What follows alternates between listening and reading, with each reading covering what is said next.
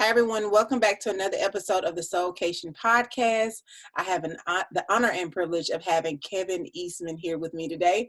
He's an international corporate and sports team speaker. He's worked with the NBA for 13 plus years, working with the Los Angeles Clippers as the VP of basketball operations. He's won an NBA championship with the Boston Celtics as the assistant coach.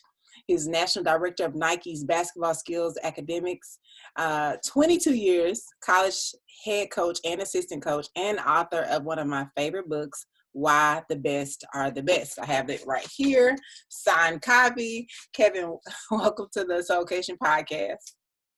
Thanks, Logan. I'm glad to be on, and I love it when I can participate and share with people who are trying to share with others.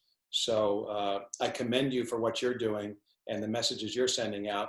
And after kind of studying your website, it seems like you touch so many different people, from age to race to background, which I think is a neat thing. So hopefully I can say a couple of things that make sense today. I believe you're going to say a lot of good things.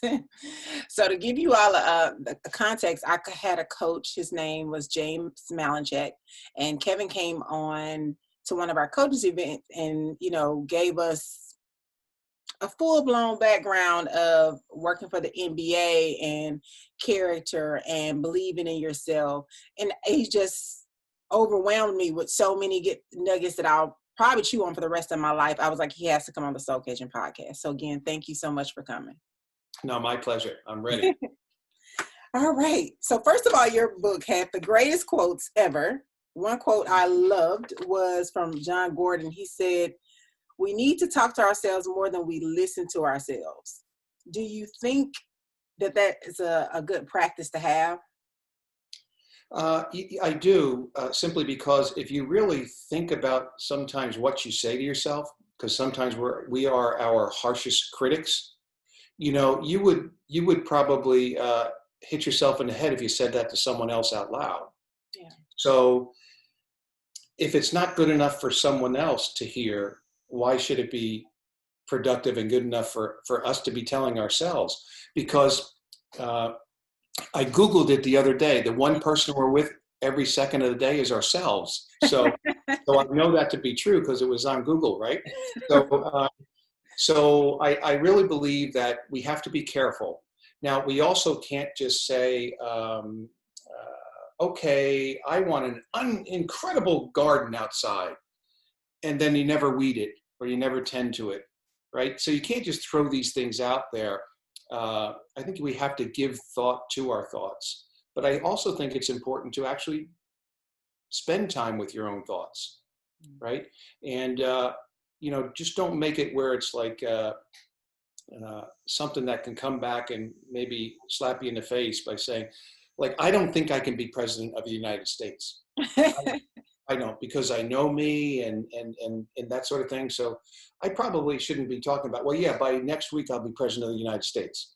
So just be careful, I think. You don't want to live in La La Land, even though you do out there in LA. But I think we have to live to the point where we're not hurting ourselves by the negativity that kind of flows through our minds by what we're saying to ourselves. That's so true. Did you always know that you wanted to work in the NBA in sports? Like, was the dream, I'm going to work for the NBA? No, I think the dream was just try to be the best at whatever job I have right then and there. Because I think what happens is if you become really good where you are with what you're doing, the people you're working for hopefully will notice that. I like to say that the really good leaders, not just someone who has the title, but the really good leaders, they see the invisible and they hear the inaudible. Even though you may not think that anyone's watching, chances are if you're under good leadership, people are watching. So if you do a great job where you are, which is my dream or my goal, then I think at some point the goodness gods will pay you back, right? And it may not be that you become the I don't know, the speaker who makes the most money ever in the history of speaking. That's not what it's about for me anyway. But being good at what I'm doing, I don't know if it was a dream, but it was something I thought about all the time. And it was almost at times a fear, like, uh-oh, what if I'm not? So that was a motivating factor for me, even though some books say it shouldn't be. You shouldn't let fear be your motivator. But I think we're all different. And it helped me get to where I am today.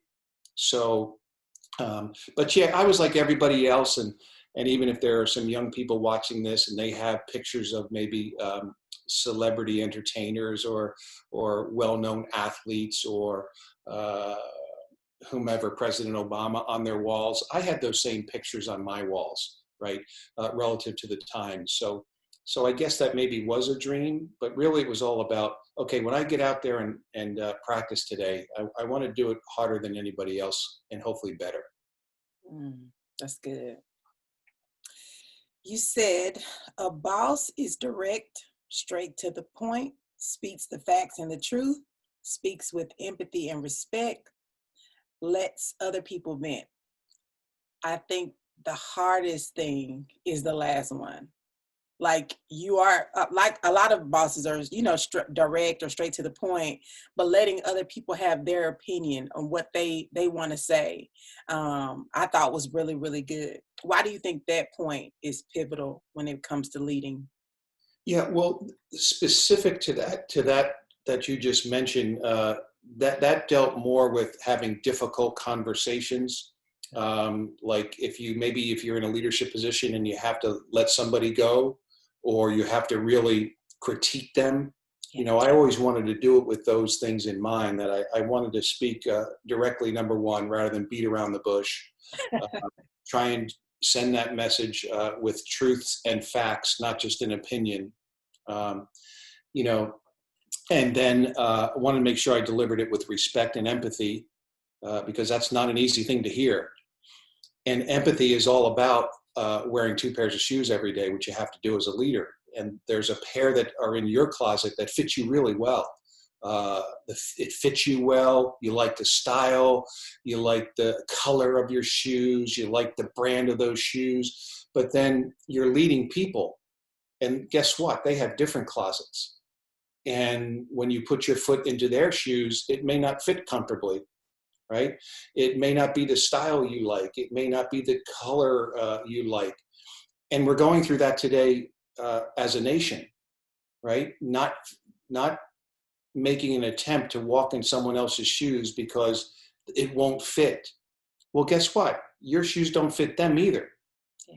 So from that standpoint, there is a sameness about it. But I think in order to get through what we're going through, and in order to be a great leader, you have to be able to do that. And then the venting part is, I thought leadership, well, it depends on your listeners what their definition of leadership is. A part of my definition of a good leader is that you have to put your people in the best position moving forward. So let's say you're in a meeting and they leave your meeting. Did you put them in the best position to continue on in their day, to close that sale, to be prepared for that presentation they're going to give to a client, whatever the case may be? Well, same holds true here. When they leave your office after maybe you've had to let them go or had a harsh critique, they have to go home. And many times there's a spouse, a significant other, a son, a daughter, a grandma, grandpa, there's someone else in the house. I would rather them vent and take 80% of their venom out on me in the office and only bring 20% home, rather than me feel good because, he or she just took it and left. And then they go home and 100% of the venom goes out on the people that really that person needs those people right now. So that's what I meant by that in terms of allowing people to vent. But it also brings in something else, and you kind of said this in your question. If you hired somebody, you must have hired them for something. And are you getting that something out of them?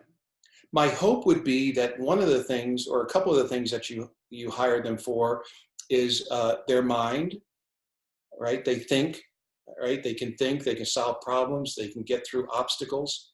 Their heart, what's deep inside of them, their values, their character, and their gut. When you're not around, you trust them. I guess it's called empowerment, that they can make those decisions.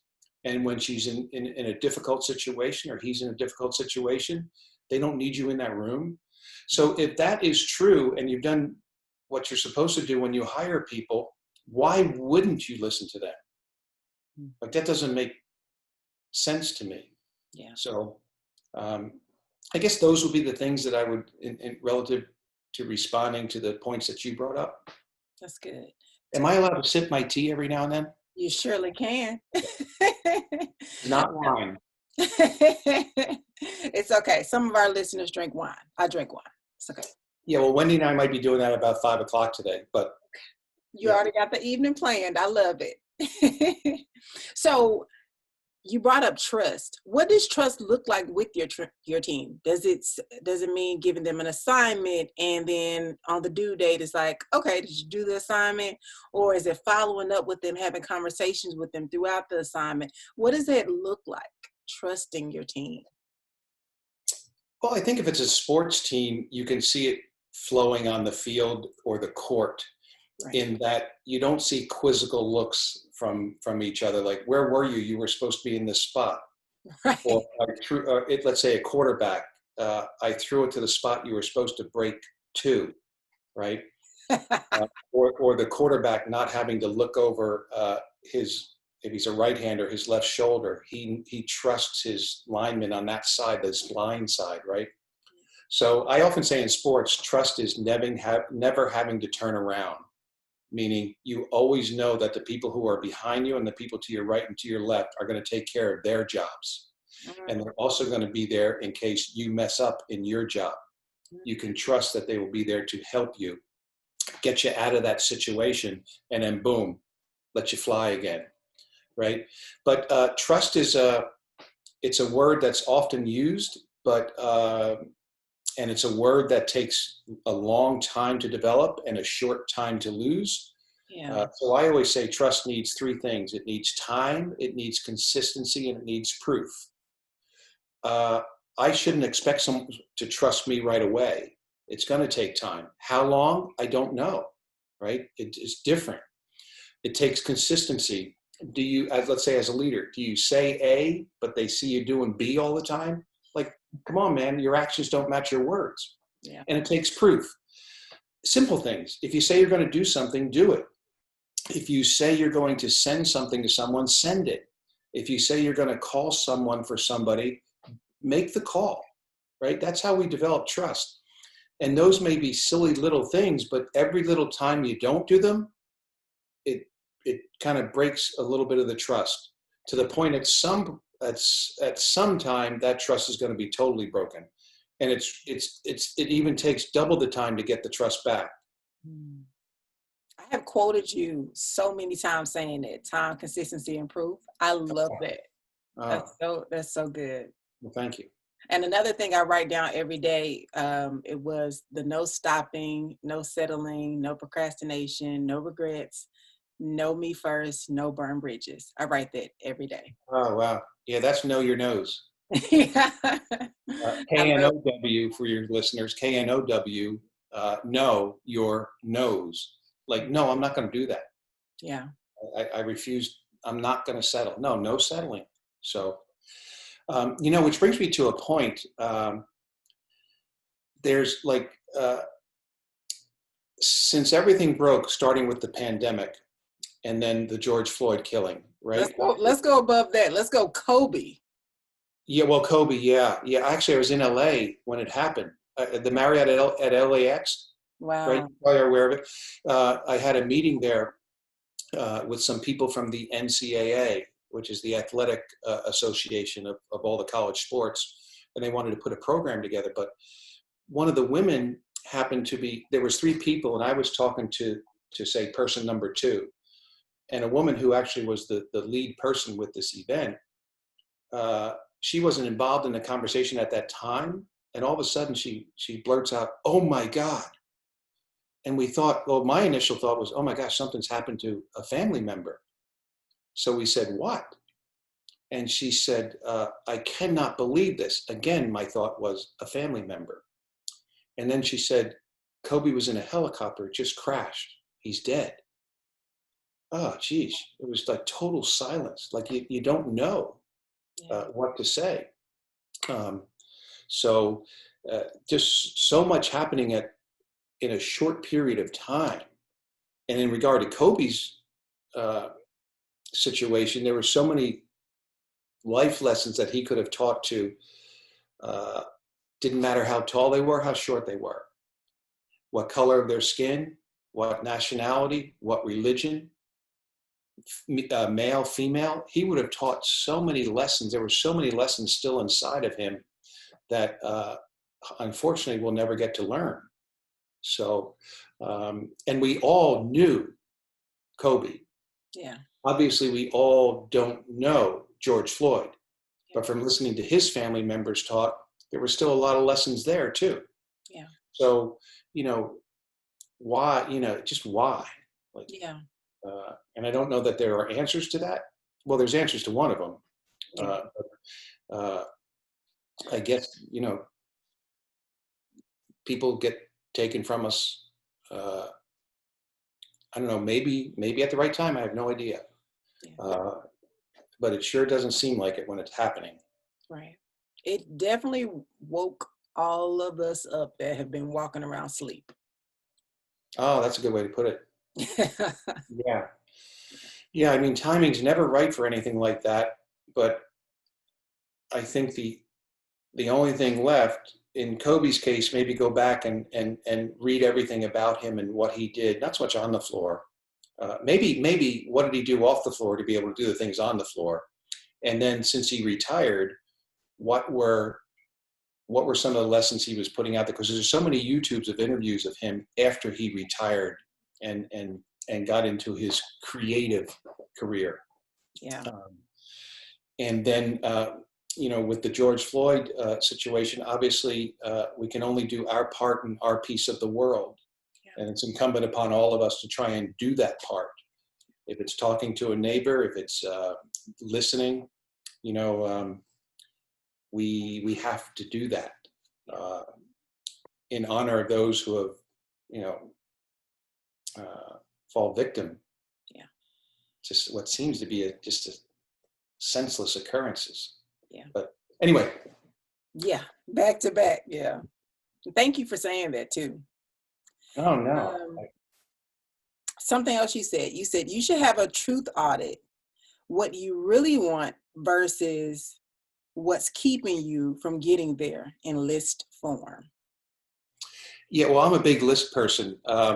As a matter of fact, on my desk are a whole bunch of lists. I look at this every day. That's my daily reminders. Yeah. And that list is appreciation. Appreciate those who have helped you get to where you are.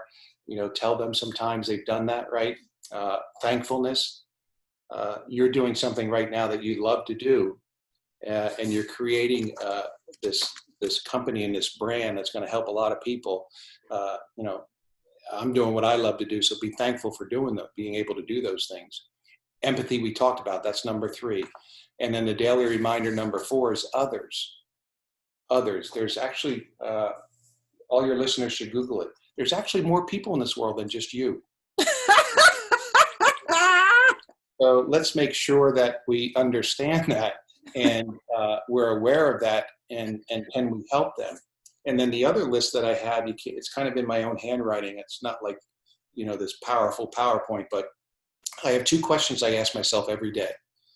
The first one is, did I waste yesterday? Like, did I waste yesterday? And if the answer to that is yes, then it puts before me a challenge today.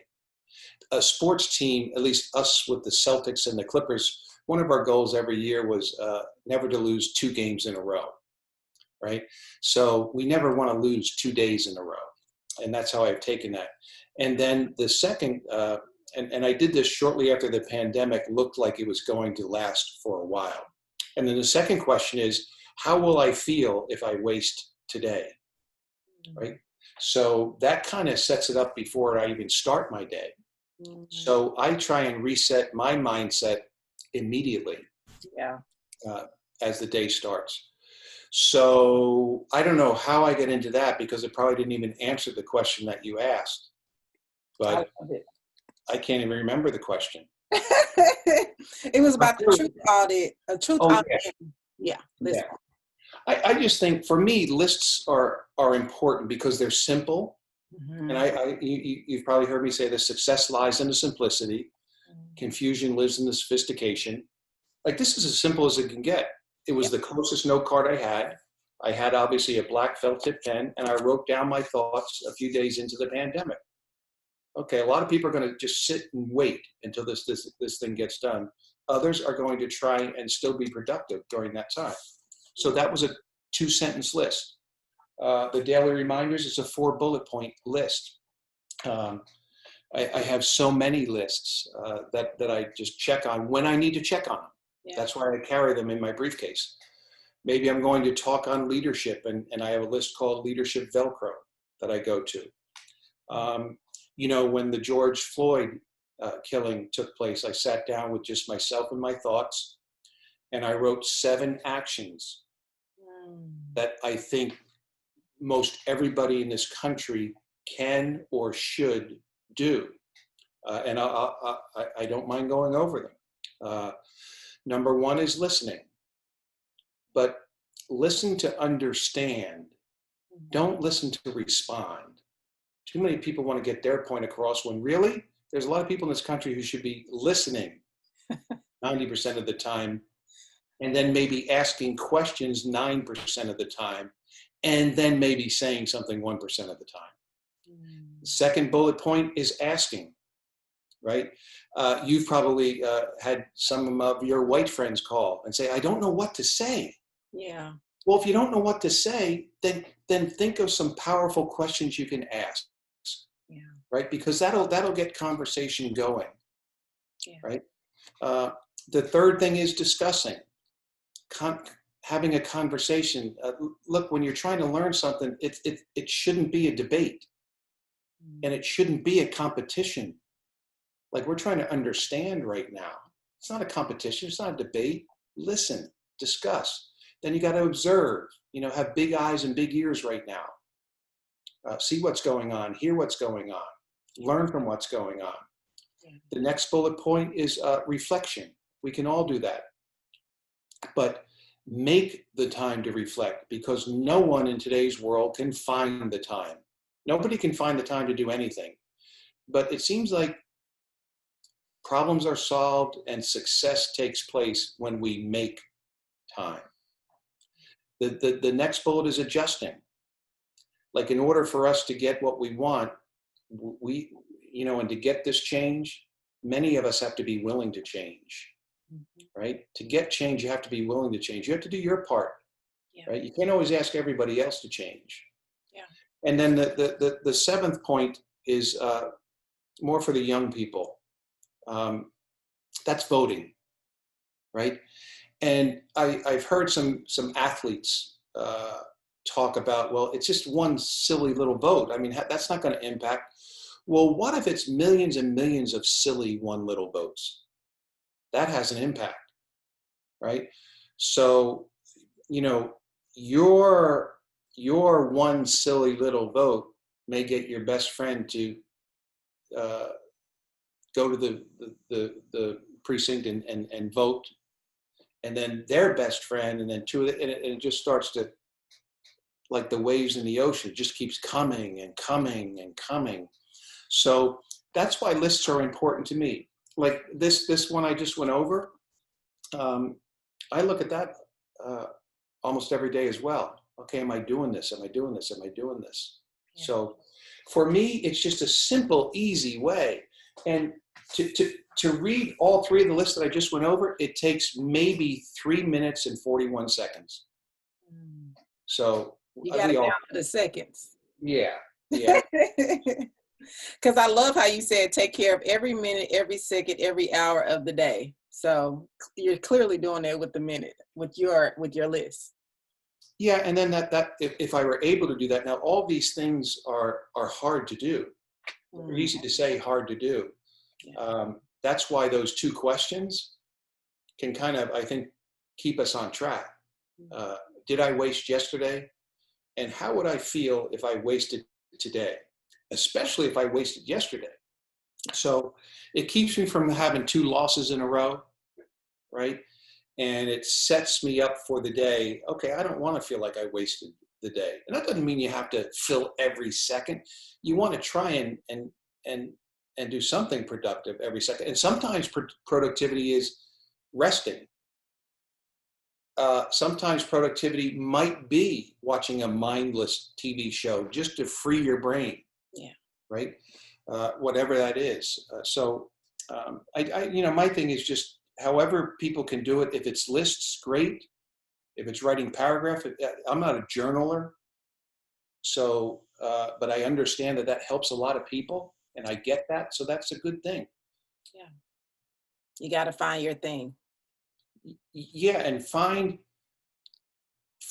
what keeps you not only from wasting your day, but find out what allows you to help others. And maybe you don't even talk to them that day, but it could be a tweet you put out that might hit somebody that particular day. It could be, so many people are blogs and newsletters. Some are doing podcasts, Zooms like you're doing today, whatever it is. Boy, if everybody in the country helped somebody else out once a week, that's a lot. Yeah. That's a lot. And it's only one time a week. And Right. I had a young person call the other day asking about what they could do to kind of climb the ladder in the profession that they wanted to be in.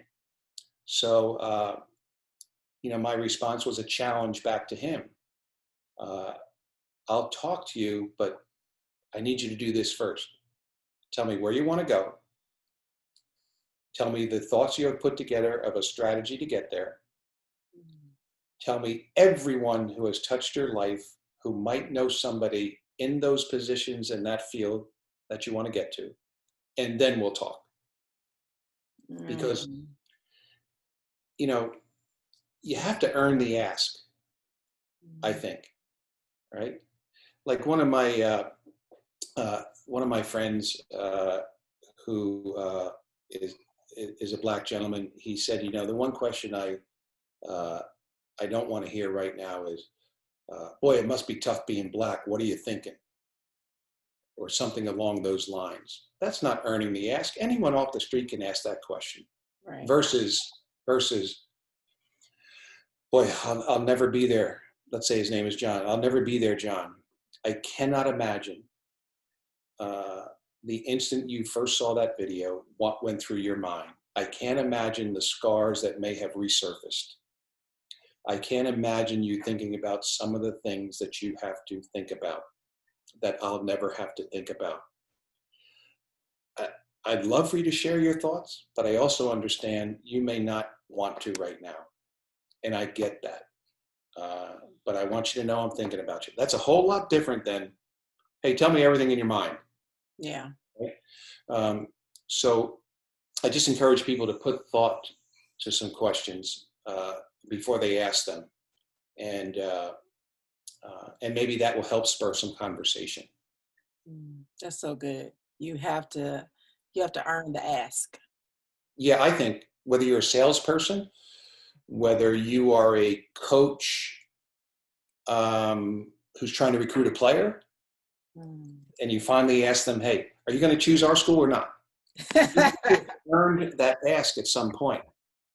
So anyway, but go ahead. I'll whatever you got, I'll try and answer.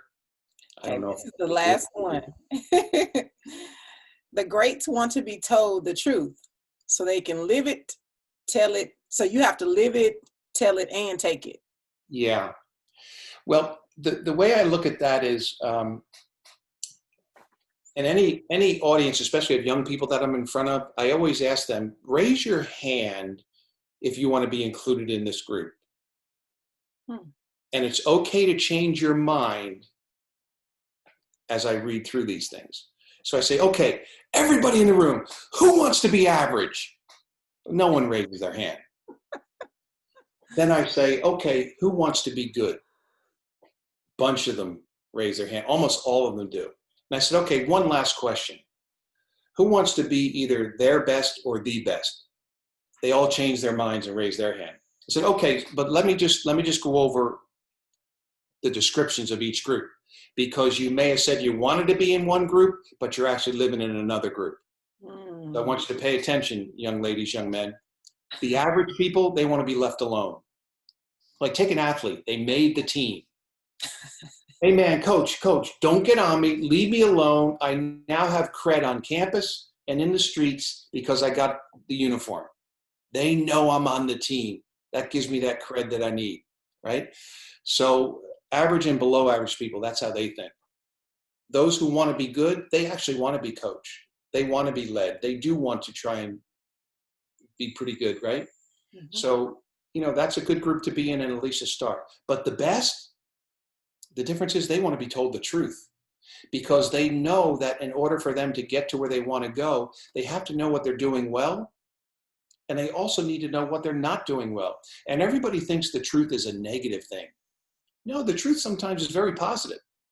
Like at the NBA, professional basketball, where I lived for 13 years, overwhelmingly when you were saying comments to players, it was about what they were doing well. And as a leader, sometimes you got to catch people doing something right too. Right. You can't always catch people doing something wrong. Right. And then in terms of the three things that I think you need to be able to, I think anyone who wants to be successful, or any company that wants to be successful, they have to live in the world of truth. They have to commit to it. It has to be part of their culture, right? And the truth needs three things. You must be able to live it, you must be able to tell it, and you must be able to take it. Live it simply means, do your actions match your words? Because that's what we're all doing. So much of evaluation is, yeah, he said this, but he does this. She always talks about this, but she does this, the complete opposite. The actions don't match your words. You're not living your truth. Yeah. And certainly I'm not going to trust you. The other word. And then you got to be able to tell it. As a leader, we talked about that, those difficult conversations. And then you got to be able to take it, right? Because, we've been lied to. Everyone has told us, and we probably said this to our son, but you always hear the truth hurts. Actually not. For successful people, the truth helps. Now it stings. It may turn my ears red, but it helps. Yeah. And that's how the best look at things, or people who become their best. That's how they look at things. So it's just a matter of which group do you want to be in. And I was looking for a tweet that I sent out the other day, but go ahead. If I get it, I'll say it to you, because it kind of wraps up some of this stuff. Here it is. With what we're going through today, this was a thought I had, I think it was 2 days after George Floyd was killed. And I wrote this down on paper. Understanding starts with a respectful and genuine attempt to learn. Learning is best accomplished by listening. Listening occurs when you let the other person speak, inform, and educate. And I believe we need more of all three. Yeah. That's so true. Because we don't listen. No. And more so than ever, that's important. Now, at some point, I agree with some of the people. Look, we all have a role in this world. Some of our roles are small. Some have big roles. Those are the people that are getting some actions being taken, at different levels of government, or even local government, right? Yeah. We may have a visible role. We may have an invisible role, but we all have a role. So let's be an all-star at our role. My role may be invisible, but I might be able to change. A good friend of mine one time said, in order to change someone's behavior, you must first change the way they think. And maybe my invisible small role in this whole thing is to change the way people think in the circles that I'm allowed to travel in, right? That I've been fortunate to travel in. Yeah. So just you travel in some mighty circles. Yeah. So I mean, but in the scheme of things, I can't get in front of a congressman or a senator. I can't get in front of a president, but other people can. Yeah. But that still doesn't mean, just because it's changed at the highest level, doesn't mean that the same thinking's not going on down here. Mm-hmm. Ultimately, it really changes when we are one team with one cause. Yeah. And I know there's a lot of causes out there. Yeah. But this cause has been a cause for a long time. Yes. So, yeah. Anyway, just random thoughts. Yeah. Good ones. I'm impressed that you're thinking about it. It's a conversation. It's something that you are actually invested in learning more about. Yeah. Yeah. Wendy and I, we probably every night we're talking about something relative to what was spurred by George Floyd's killing, right? And I remember often I was with Doc Rivers, who's now the head coach of the Los Angeles Clippers. Yeah. We were together for 13 years. And he would tell me stories about things that he had to experience. So I will never, ever, ever walk across a street in a city and hear car doors locked. I won't hear that. He's heard that, right? I will never be stopped primarily for the color of my skin. Doc Rivers has. He has in LA. And he's the head coach of the Clippers. Everybody knows Doc Rivers. But they don't know it's Doc Rivers when they see the back of his head. Right.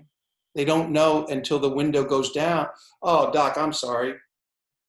Right? And he'll even admit, hey, if I'm speeding, totally should be pulled over. Mm-hmm. Totally. He even, and then his house was burnt down in San Antonio, Texas. People should Google that. All racially charged, right? Lost all his memorabilia, lost his dog, the family dog, in that fire. So I'll never have that. My house may catch on fire, but not for those reasons, not on purpose. That's so sad. I'll never be able to. I can only listen to what, say in this case, Doc has told me, see his face when he's telling me this, right? So, and he's one of the great lead voices. He's got a unique voice in that it penetrates any skin color. Yeah. He's different. For some reason, he's like, I think President Obama was that way. His voice just got inside, like whoever it was, whatever body was in front of him, it hit. Yeah. So I've been fortunate in that I've been able to learn some of those things. Yeah. So, and here's Wendy right now. Hello. Hi. I was on a chat with an online chat software thing, so you know how that goes. I was like number 10 in line. Can we see your head, please? Now I can see your face. You're beautiful. I mean, he talked about you the entire interview, so you're definitely golden to him. What did you say? Oh, please? Yeah. This is the problem. Will never last. Only 34 years. Yeah. Oh, that's too sweet. Yeah. Thank you so much for the expertise in helping out. Oh, you're welcome. Hey, I like your background. What is that? Is it fabric? It's fabric, yeah. Yeah, that's a great idea. Thank you. It was so cheap. Oh, it really looks neat. I don't know if that would go for, oh well, whatever. So are you guys learning a lot about each other? Or? Definitely. This has been an amazing, amazing interview. Thank you for sharing him with me. Oh, please. Take him. I knew you were going to say that. I knew you were going to say that. Do you have like 4 hours today? So, in other words, I could leave and... No, I'm going to leave. It was nice to meet It you. was so nice to meet you. And Hope speaking we'll to the get to meet podcast. in person sometime. Yes. Is there any final thoughts you want to leave the podcast? That was his wife, by the way, everyone that'll be listening. Oh yeah, I guess we should say that. Not some random person. No, I just think just keep big eyes, big ears, and do a lot of reflecting, right? Even for people who may have done something they wish they hadn't have done in the past, right? Who are you now, right? Because that's where you are. Who you are is where you are right now too. So just do the best where you are, and maybe you can do your part in your piece of the world, regardless of how big that piece is. So I encourage everybody to try and just keep moving forward in your careers, right? In fulfilling your goals, reaching your dreams, and also maybe helping society overall. That's so true. And you do corporate engagement. So if anybody that listens to the podcast is looking for a speaker to come in, they can just check out your website. Yeah, it's at kevineastman.net. And we're there. And when this thing breaks, and, I'm used to being in front of, crowds and on stages. And now I'm sitting here in my desk with Wendy coming in and, firing arrows at me. And you joining in and firing arrows too. So I know how you women work. Oh, funny. We have each other's back. Yeah, Wendy just popped in and said, I hope she has an editor. No, I'm going to keep it. This is perfect. This is real life. Yeah, this is the Eastmans. My face is turning red. That is so funny. Thank you so much for coming on the podcast. No, thank you, Logan. Keep impacting. Thank you. We'll see you.